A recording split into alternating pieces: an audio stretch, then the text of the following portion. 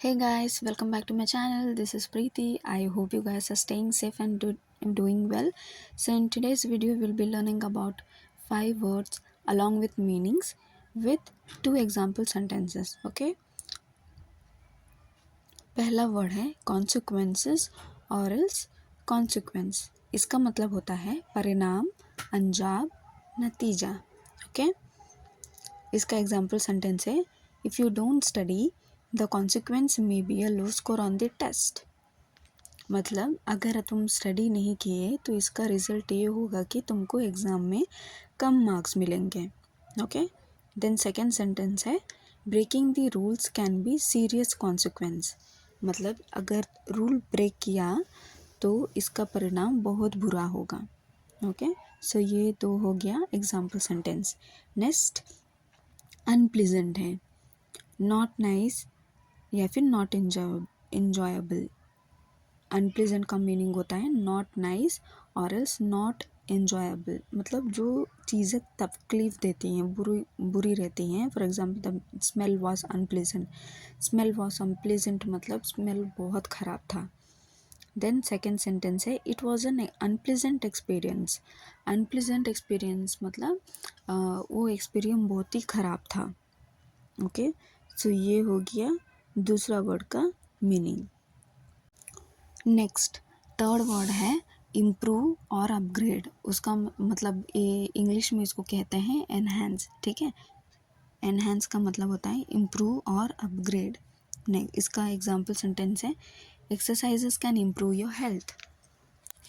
Exercise आके हमारी health को इम्प्रूव कर देती है. ठीक है, सो ये हो गया पहला वर्ड, पहला सेंटेंस. सेकेंड सेंटेंस है good lightning can enhance a photo. Good lightning, अगर लाइटनिंग वगैरह अच्छा होती है या फिर लाइटनिंग वगैरह लगा के अगर हम फ़ोटो वगैरह बनाते हैं तो वो फ़ोटो निखर के आती है, उसकी खूबसूरती बढ़ जाती है. So good lightning can enhance a photo. Next fourth word है favour.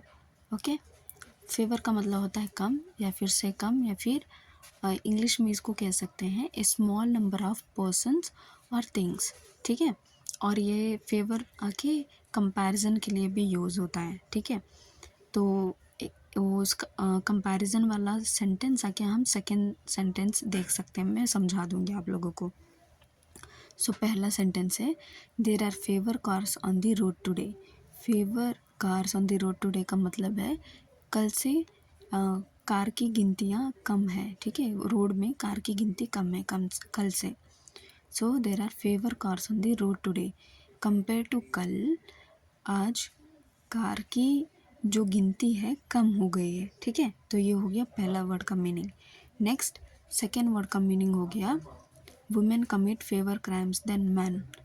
Women commits fewer crimes than man मतलब कंपेयर टू मैन विमेन का क्राइम्स कम है. ठीक है, सो ये आके कंपैरिजन हो गया. सो कंपेयर कर रहे हैं हम मेन और विमेन में. सो compare to men women commits fewer crimes than man. ठीक है, विमेन आके कम क्राइम्स करती हैं मेन से अगर कंपेयर करें तो. ठीक है, तो ये हो गया second sentence. Then fifth word है डार्ट. डार्ट मतलब छलांग लगाना, दौड़ कर जाना, क्विक मूवमेंट बोलते हैं ना, क्विक या फिर सडन मूवमेंट को डार्ट कहते हैं. सो इसका सेंटेंस मतलब इसका एग्जांपल सेंटेंस है the cat saw a mouse and darted away.